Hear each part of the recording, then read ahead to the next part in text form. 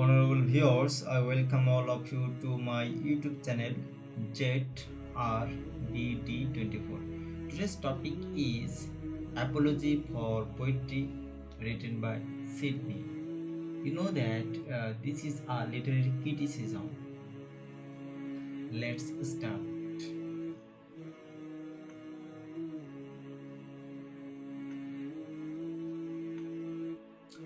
Poets' superiority over the philosopher and historian.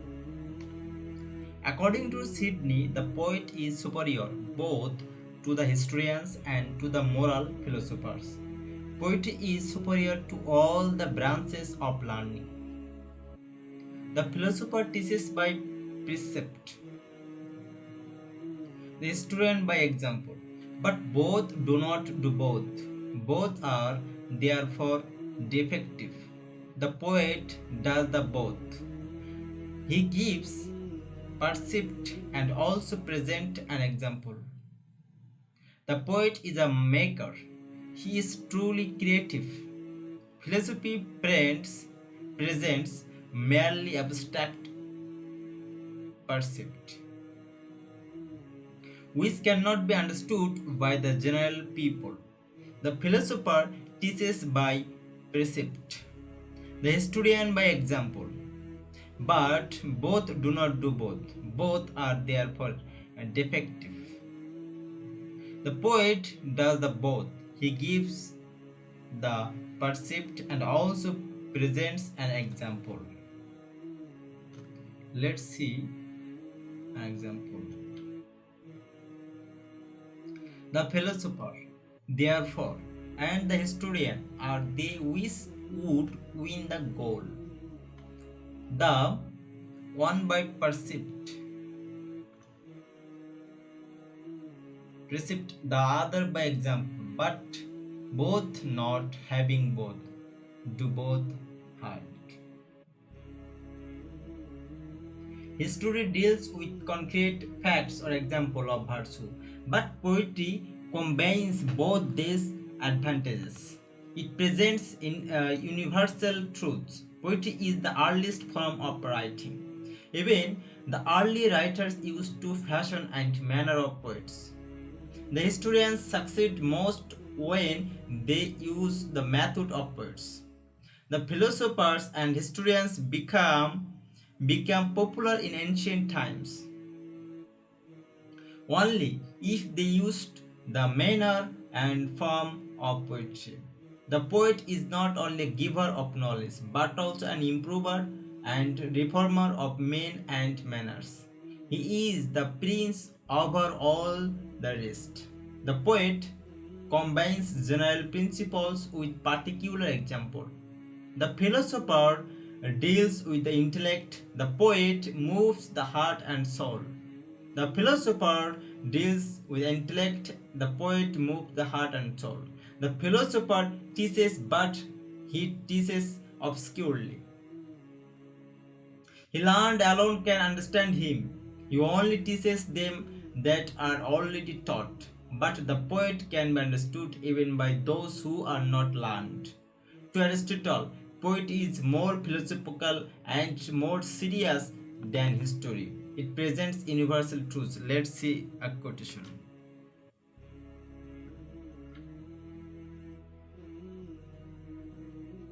The poet, with that same hand of delight, doth draw the mind more effectually any other art doth.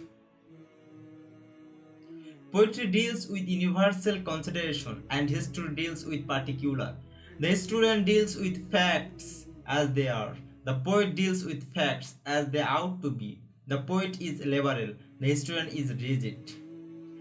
Christ himself used poetic language. The highest honor must go the poet. Poetic imitation and inventions can influence human conduct. Poetry encourages and inspires men to perform brave deeds. Classic poetry is suitable for any man at any civilization. Philosophers express their opinion through concrete riddles. The philosopher teaches but teaches obscurely. He only teaches them who are already taught. Let's see philosopher teacheth.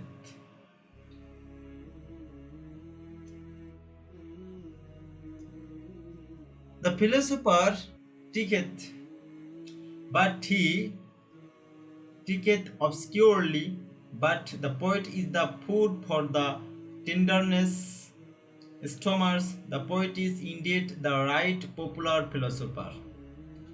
On the other hand, poetry is the liquid answer to the problems. The student suffers from different type of limitations. The poet can cross the limitations of the historian. The method of philosophers is obscure, verbose, and confusing. On the contrary, the method of the poets is simple, lucid, understandable, and comprehensible. The poet is a maker, a real creator. He is truly creative. Let's see another quotation. Only the poet, disdaining to be tied to any such subjection. To Sidne, poetry was the earliest form of composition everywhere. Philosophers and historians came later than the poets. Sidne points out that even in barbarous and uncivilized countries, poetry is respected and loved. Turkey, Ireland, and Red Indians, where writing is unknown, poets are loved and respected. To Sidne, the historian deals with facts as they are. The poet deals with facts as they ought to be. The poet is liberal, the historian is rigid. Let's see another quotation.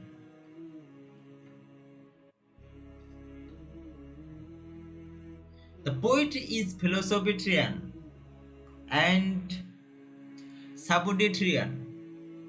That is to say, it is more philosophical and more seriously serious than history.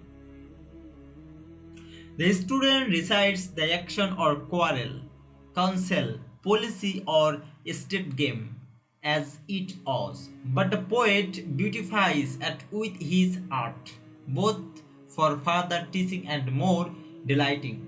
All nature from heaven to hell is at his command to be used in the way he likes. Let's see another quotation.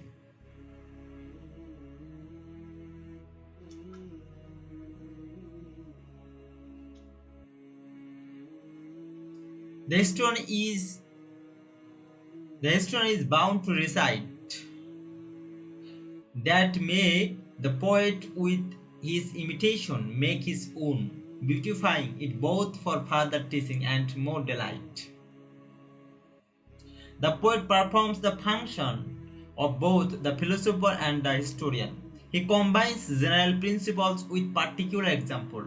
The philosopher deals with the intellect. The poet moves the heart and soul.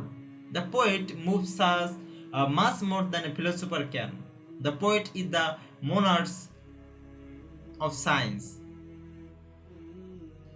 Poetry is supreme in all the branches of learning, and the highest honor must go to the poet. Poetic imitation and inventions influence human conduct. Let's see another quotation. No man is so much philosophers as to compare the philosopher in moving with the poet. Philosophy is an art of definition. Poetry is not a definition but the liquid answer to problems. Philosophers express feelings through concrete riddles and intellectual illusion. The poet propounds his message through examples, pictures, and images. The poet's chief attention is to the truth, no particular incident. For the historian, there is no scope of imagination. Let's see another quotation. The philosopher showed you the way. He informed you of the particularities as well of the tediousness of the way. The philosopher may teach us patriotism or may depict anger through his abstract formulas. But the poet gives us concrete picture of patriotism. The historian and philosopher cannot show the working of poetic justice. Plato regarded poetry as the product of divine inspiration. Poetry is essential to feed and satisfy our love of beauty and our aesthetic sense. The historian suffers from a different limitations. Poetry adds imaginative charms to incidents and makes them available for instruction. Let's see another quotation. The historian scarcely gives leisure to the moralist to say mass, but that he, laden with old mouse-eaten records, authorizing himself upon other histories. According to Sidne, poetry is the earliest form of composition everywhere. Philosopher and historian came later than the poets. Earliest philosophers wrote their natural philosophy in verse. The historian borrowed their style of writing from poets. Let's see another and last quotation. Poetry is of all human learning the most ancient and of most featherly antiquity, as from whence other learning have taken their beginnings. That's all about for the timing. Thanks for your patience hearing. See you another day, another topic. Bye bye.